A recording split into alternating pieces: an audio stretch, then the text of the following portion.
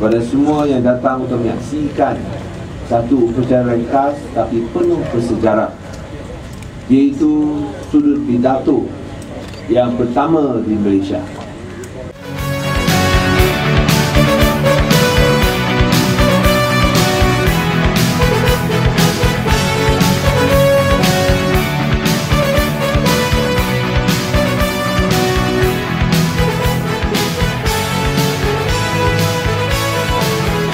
There is no specific guidelines that here.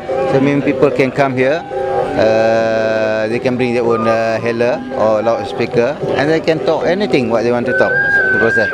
What we hope for is that it will contribute to what I said just now for democratization the process, so that they can train people how to voice their opinion loudly. And simple ground rules is that just don't break the rule of law. Alright, that's number one. And number two, state government and councils are not responsible for what they uttered here. So we are not responsible in any way they uttered.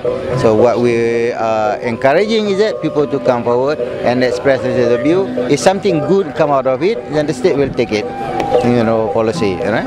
If not, then they just pay what they want, no? But do you think the people will use this for many? I think the first, initially, I think there will be quite an assignment. But after that, maybe, we will see how it goes. And we really hope that our other Pakatan states will do the same thing, right? The Speaker's Corner in Penang is set up with the aim to reclaim and also to reassert the rights of the people under the Article 10 of our Constitution. That is to say that the people has a right to free speech or freedom of speech, the right to assemble, and the right to form association. We are, as an NGO from Swaram and also from Sembang Group, and also we represent the Penang Forum, which has a group of 30 NGOs in Penang. We have been working consistently with the Penang State Government, and we are very grateful that the Penang State Government has initiated this process of giving us the Speaker's Corner in Penang.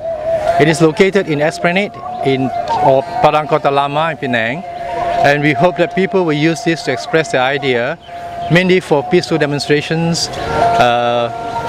release of press statements, holding cultural activities, and other forms of artistic expressions like musical performances, etc. The time schedule is scheduled for every Sunday from 6 to 10 p.m. If that place is occupied on that day, then we should use it on Wednesday, 6 to 10 p.m. Everyone is welcome to contact us either through Swaram or through the Sembang Group. Basically, we are grateful to have this one because this is symbolic of the democracy in Penang. Anyway, this hardware, so-called hardware, we can see, and hopefully another software like Freedom of Information Act, either or Rights to Information Act, can also implement by the state government. This is a software to ensure the people access the information. Speaker's Corner is a good concept. There is nothing wrong about that, but it's just something new in Penang. But it has been quite popular in other developed countries, where freedom of expression is a day of life. It's nothing spectacular or about it.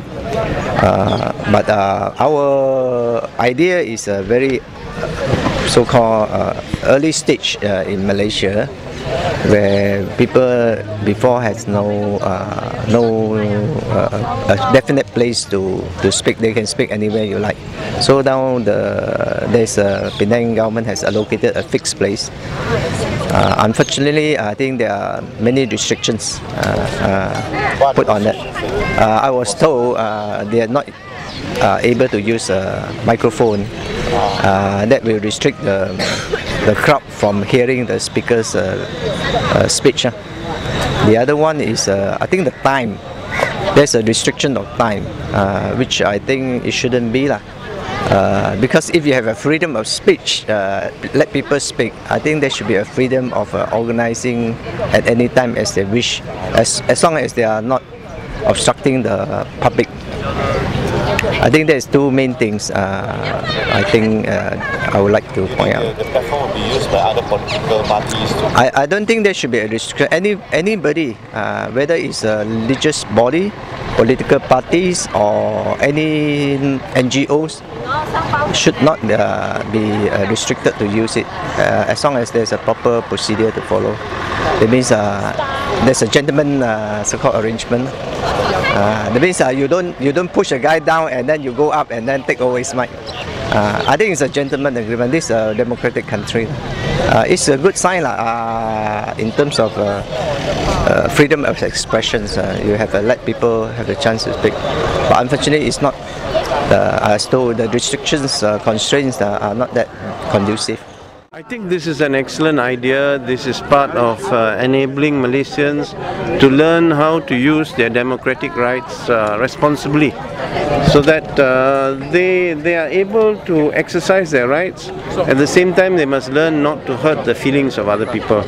And this is also an opportunity for people to be educated in public speaking. In other words, you stand up and say something, you must be prepared to be challenged by other people. This is one of the problems in Malaysia. People want to speak, but they don't want to listen to criticism at the same time. So this is an opportunity for the public to learn. When you speak, you must also be prepared to defend your views, so that the public can challenge you at any time.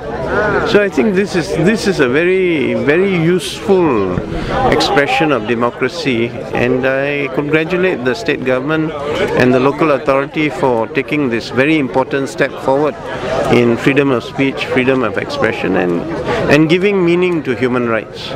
And I think everybody will benefit from this, because if you keep suppressing something, ultimately it will explode. This is an opportunity to release pressure in a way that is beneficial to the community.